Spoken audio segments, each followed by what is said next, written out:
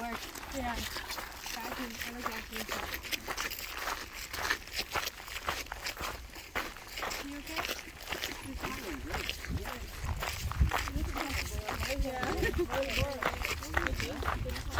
Of course, see, they can't see my neck. And see, they can't get burned. Exactly.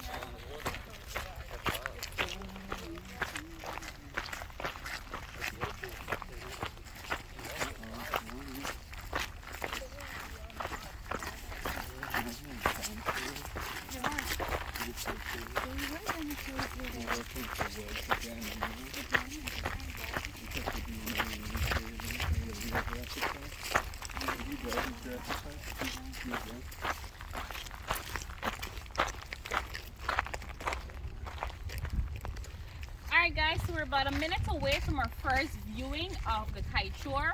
But before we get to that viewpoint, I'm going to tell you a bit about the history of this viewpoint. Now, Kaiteur Nature Park was established in 1929, right? That's when this park was first established, first opened. And everyone should know that Kaiteur is the highest single drop waterfall in the entire world. So I'm going to tell you a story. Within this story there's facts, but other than the facts, this is me telling the story the best I could because I wasn't there, I wasn't attacked, I don't know who parents was attacked at the time, right? So what had happened was, hold on.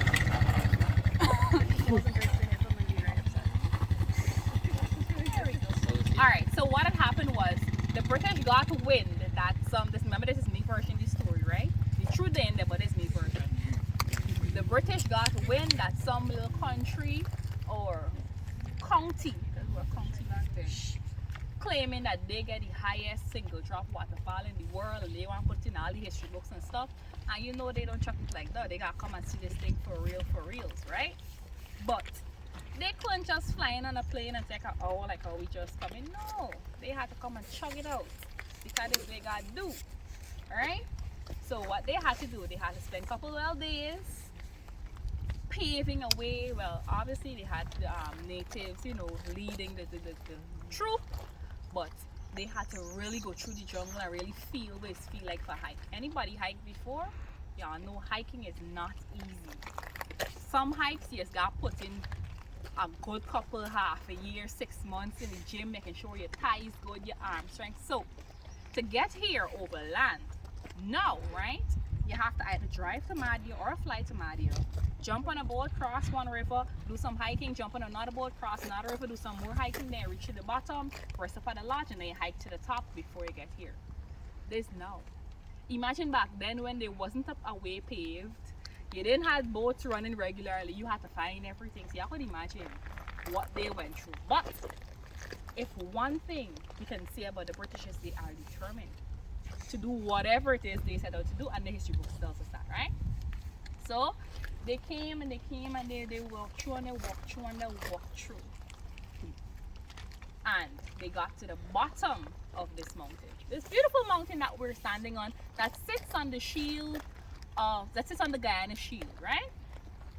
And when they got to the bottom of the mountain and they looked up at this mountain that they had to climb, which is the mountain that we are now stood on, the only phrase could have come out of their mouths was, "Oh my God." Well, "Oh my God." British, right? Oh my God. So in happy spirits, we renamed this mountain the "Oh my God" mountain because of the phrase that escaped their mouths when they saw the climb that they had to do. Now, people who live in places like the Swiss and other places like these high mountains know that these mountains ain't really that high, quote unquote. However, if you've ever climbed the mountain in Guyana before, you would know that our mountains are extremely steep. And the hardest mountain to climb is a steep mountain, speaking from experience. So it's my thought that they can't go back and settle them and able to climb the mountain. They got to finish the job. So they put on the big boy pants, tighten up the big boy sneakers, and they start hiking. The hike. I could imagine they were tired. I could imagine they had to battle things like